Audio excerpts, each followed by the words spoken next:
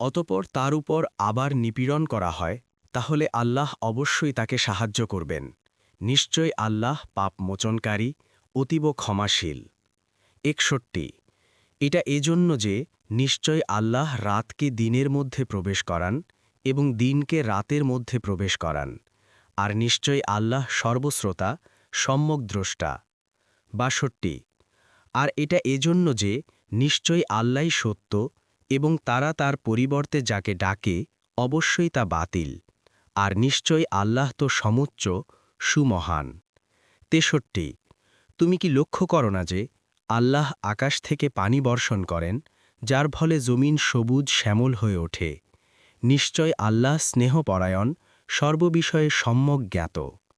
৬৪ আসমানসমূহ ও জমিনে যা কিছু আছে সব তাঁরই, আর নিশ্চয় আল্লাহই তো অভাবমুক্ত, সকল প্রশংসার অধিকারী।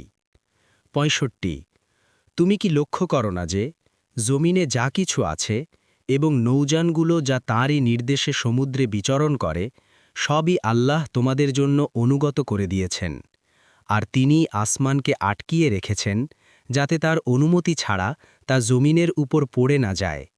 নিশ্চয় আল্লাহ মানুষের প্রতি বড়ই করুণাময়, পরম দয়ালু। ৬৬ আর তিনিই তোমাদের জীবন দিয়েছেন, অতপর তিনিই তোমাদের মৃত্যু দেবেন, তারপর তিনিই তোমাদেরকে আবার জীবন দেবেন। নিশ্চয় মানুষ বড়ই অকৃতজ্ঞ। ৬৭ আমি প্রত্যেক জাতির জন্য ইবাদাতের নিয়মকানুন নির্ধারণ করে দিয়েছি, তারা যার অনুসরণকারী, সুতরাং তারা যেন তোমার সাথে এ ব্যাপারে কোনো বিতর্ক করতে না পারে। আর তুমি তোমার রবের দিকে আহ্বান করো।